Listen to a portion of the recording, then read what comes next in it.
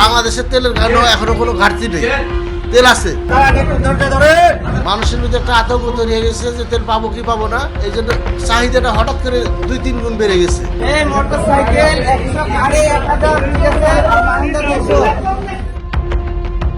রাজশাহীতে জ্বালানি তেলের সংকটে বিভিন্ন ফিলিং স্টেশনে সৃষ্টি হয়েছে দীর্ঘ লাইন। কোথাও কোথাও তেল শেষ হয়ে পাম্প বন্ধ, আবার কোথাও সীমিত পরিমাণে তেল বিক্রি করা হচ্ছে। এমন পরিস্থিতিতে একটি ফিলিং স্টেশনে পুলিশের উপস্থিতিতে তেল বিক্রির ঘটনাও ঘটেছে। শনিবার সকাল 10:30টার দিকে রাজশাহীর পবা উপজেলার বিমানবন্দরের সামনে অবস্থিত মেসার্স হাবিব ফিলিং স্টেশনে গিয়ে দেখা যায় মোটরসাইকেল সহ বিভিন্ন যানবাহনের দীর্ঘ সারি। পাম্পের মেশিনে সাদা কাগজে লাল কালি দিয়ে লিখে দেয়া হয়েছে মোটরসাইকেলে 100 টাকার, মাহিন্দ্রা বা ভুটভুটি 200 টাকার, প্রাইভেট কার 1000 টাকার এবং পিকআপে সর্বোচ্চ 300 টাকার তেল সংগ্রহ করতে পারবে। তবে উপস্থিত অনেক চালকের অভিযোগ, পাম্পে তেল মজুদ থাকলেও কিছু সময় কোনো যানবাহনকে তেল দেওয়া হচ্ছিল না। এতে এক পর্যায়ে পাম্প এলাকায় হট্টগোল শুরু হয়।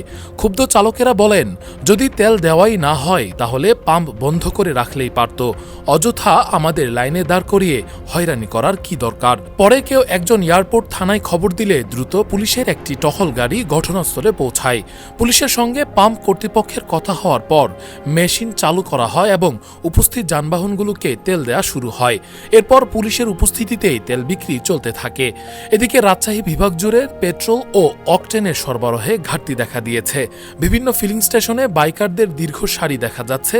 কোথাও তেল শেষ হয়ে যাওয়ায় কয়েকটি স্টেশন সাময়িকভাবে বন্ধ রাখা হয়েছে। যেসব স্টেশনে তেল রয়েছে সেগুলোতে সীমিত পরিমাণে তেল বিক্রি করা হচ্ছে। এ বিষয়ে মেসার্স আফরিন ফিলিং স্টেশনের ম্যানেজার সুলাইমান কবির বলেন, ইরানকে ঘিরে চলমান যুদ্ধ পরিস্থিতির কারণে মানুষের মধ্যে তেল পাওয়া নিয়ে এক ধরনের আতঙ্ক তৈরি হয়েছে। ফলে স্বাভাবিক সময়ের তুলনায় চাহিদার 2 থেকে 3 গুণ বেড়ে গেছে। তিনি জানান, সাধারণ সময়ে তেলের পাম্পে প্রতিদিন 4 থেকে 5 হাজার লিটার পেট্রোল ও অকটেন বিক্রি হয়, কিন্তু বর্তমানে বিক্রি বেড়ে 11 থেকে 12 হাজার লিটার পর্যন্ত পৌঁছেছে। ইরানের যুদ্ধের কারণে মানুষের মধ্যে একটা আতঙ্ক তৈরি হয়ে গেছে যে তেল পাবো কি পাবো না, এই জন্য চাহিদাটা হঠাৎ করে 2-3 গুণ বেড়ে গেছে। অটোমেটিকলি ডিপুতেও ওইভাবে আগে যে পরিমাণ গাড়ি লোড হতো তার সে কয়েক গুণ গাড়ি বেশি লোড হচ্ছে। আমাদের বাগাবাড়ি ডিপুতে চট্টগ্রাম থেকে লাইটার জাহাজে তেল আসে।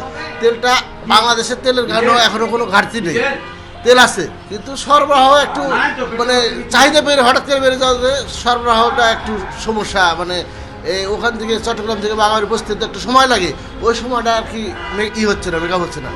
আর আমাদের এই পাম্পে যে পরিমাণ তেল স্বাভাবিকভাবে বিক্রি হয় 4 থেকে 5 হাজার লিটার পেট্রোল অকটেন, সেটা হঠাৎ করে 11,000 10,000 পার হয়ে গেছে। এই কারণে এই সংকটটা, সাময়িক সংকটটা তৈরি হয়েছে। আর মাঝে বৃহস্পতিবার তেল আমরা পেয়েছি, শুক্রবার শনিবার ডিপো বন্ধ।